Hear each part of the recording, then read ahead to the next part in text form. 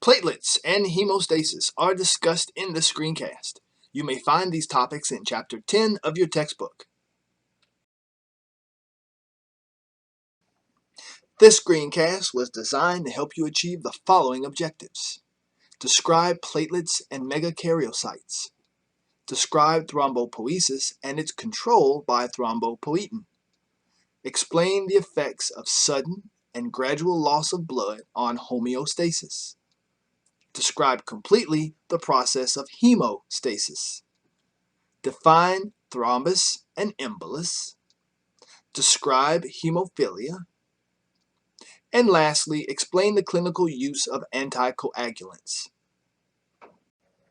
Platelets are fragments of cytoplasm wrapped in a cell membrane. Platelets do not contain nuclei, however, sometimes they will contain a few organelles. Platelets are formed from these large, sort of strange-looking, multinucleated cells called megakaryocytes. One is illustrated in the center of your screen. You can see the relative size of megakaryocytes to red blood cells versus platelets, which are being formed from the megakaryocytes. There is a range for platelets which is considered normal. In whole blood, 200 to 500,000 platelets per microliter of whole blood is considered normal. Again, I am not going to hold you responsible for knowing these numbers. I'm simply emphasizing that there is a range considered normal for platelets in whole blood. Thrombopoiesis is the production of platelets, and this process is controlled by the hormone thrombopoietin. Thrombopoietin is produced by the liver and to a lesser extent also by the kidneys. Thrombopoietin targets the red bone marrow, which in response produces megakaryocytes, which release platelets. Platelets live for about a week and then they're destroyed by macrophages, similarly to leukocytes and erythrocytes. An abnormally low number of platelets in the blood is called thrombocytopenia, and if severe enough, it can increase the risk of hemorrhage. This figure from your book illustrates the control of thrombopoiesis through the release of the hormone thrombopoietin. So let's say we have an individual with thrombocytopenia. They have a below normal platelet count in their blood. This lack of platelets causes the kidneys and the liver to release thrombopoietin. Thrombopoietin targets the red bone marrow, causing an increase in the production of megakaryocytes. With an increase in the number of megakaryocytes, there is therefore an increase in the number of platelets in the blood. An increase in the number of platelets in the blood decreases the release of thrombopoietin by the kidneys and the liver. With a drop in thrombopoietin secretion, there's a decrease in megakaryocyte production. And so we have a classic negative feedback mechanism controlling the release of thrombopoietin and thrombopoiesis. Now that you have a good understanding of platelets and thrombopoiesis, now let's turn our attention to hemostasis. Hemostasis is a term for the group of activities that together prevent or stop bleeding. What is the negative effects of bleeding? Well, you have a loss of red blood cells, so you have a reduction in the oxygen carrying capacity of blood. And second, with the loss of blood volume comes a loss in blood pressure. With a loss in blood pressure, there is a decrease in the blood flow to the various tissues and organs of the body. A sudden loss of, say, 10% of blood volume will drop pressure suddenly, resulting in weakness, possibly fainting, and fatigue.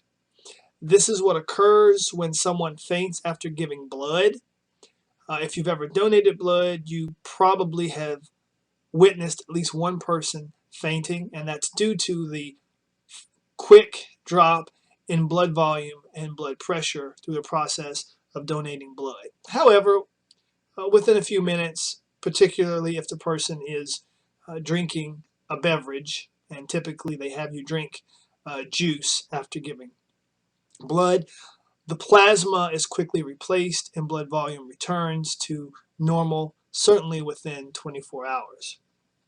If, however, there is a loss of blood volume in excess of 30%, blood pressure drops so dangerously low that blood flow is impaired. The cardiovascular system, simply cannot distribute blood to the various tissues of the body, and unless a transfusion is performed, death will occur. Gradual losses of blood, such as through a slowly bleeding intestinal tumor, has a less dramatic effect because the lost volume of whole blood is continually replaced in less than a day by equal volume of plasma. Hemostasis, the stoppage of blood, involves three processes. They are vasoconstriction, the formation of a platelet plug, and coagulation. Vasoconstriction is the first process of hemostasis. It occurs right after a blood vessel is damaged. The endothelial cells that line the lumen of the blood vessel, these damaged cells release certain chemicals. These chemicals, along with the autonomic nervous system, cause smooth muscle cells in the walls of the blood vessel to contract. This is sometimes referred to as vascular spasms. As they contract, they cause the lumen to get smaller. This causes vasoconstriction. With the smaller lumen, less blood passes through the blood vessel. Therefore, there is a reduction in the amount of blood that is lost through the broken blood vessel. The next process involved in hemostasis is formation of a platelet plug.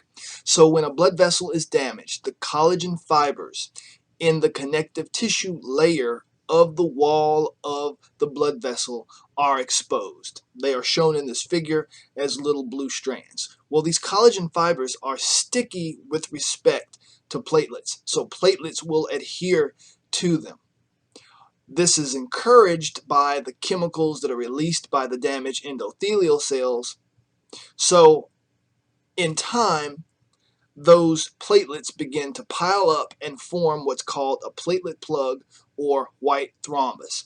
Also, as those platelets adhere to the collagen fibers, they release themselves chemicals that encourage other platelets to stick and adhere to the damaged area.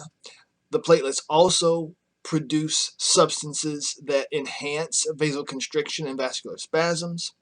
And the formation of a platelet plug brings about or encourages the next process of hemostasis, coagulation.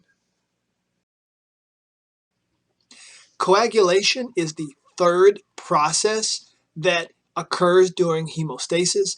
Coagulation is a series of events that produces a blood clot. What is a blood clot? Well, it is this web of fibrin filaments that captures platelets and trapped blood cells. Coagulation is a complex process, and your book goes well beyond what I'm requiring you to know about coagulation. Your book goes into detail about the tissue factor or intrinsic pathway, as well as the contact, activation, or extrinsic pathway. That is well beyond the scope of this class. What I want you to know is that coagulation is a result of many clotting factors interacting with one another, including calcium and vitamin K. So you have the interaction of all these different coagulation or clotting factors, vitamin K, calcium.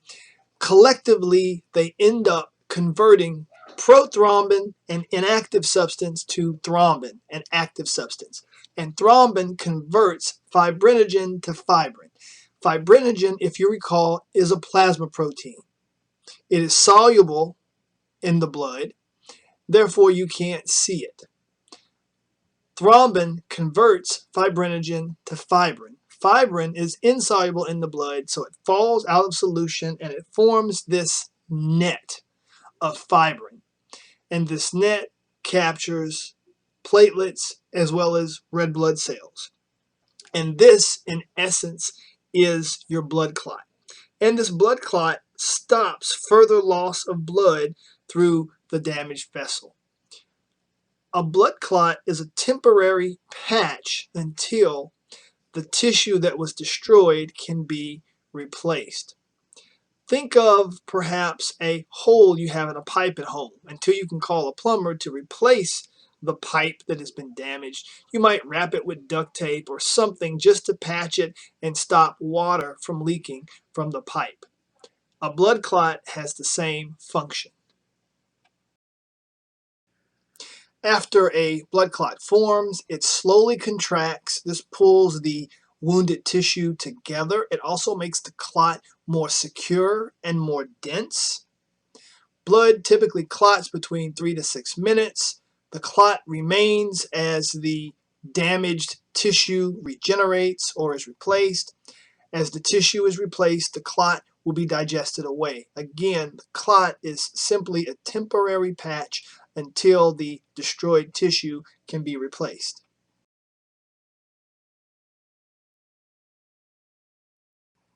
Now that you have a basic understanding of the process of hemostasis, I think it's appropriate to mention hemophilia. Hemophilia is a hereditary bleeding disorder where the individual does not have the ability to produce one of the clotting factors. This results in the inability to form fibrin and a blood clot. Individuals with hemophilia, if they suffer a small cut or injury, it can be life-threatening because they simply cannot form a blood clot and stop the bleeding. Typical treatment is to transfuse the individual with the missing clotting factor. Sometimes a blood clot can form in a blood vessel that is not damaged. This is called a thrombus. If it occurs in a blood vessel that feeds the heart, like a cardiac artery, it can cause a heart attack. Or if it occurs in a blood vessel that feeds the brain, it can cause a stroke. Sometimes a thrombus or a portion of the thrombus can break away and float downstream, and that is called an embolus. And an embolus eventually will find its way to a blood vessel that is too small for it to pass through. And there it completely occludes the blood vessel and prevents any blood flow to pass. If this occurs in critical areas such as the brain, again, it can cause stroke, or the heart, it can cause a heart attack, or in the lungs, you can have a respiratory embolus, which is often fatal.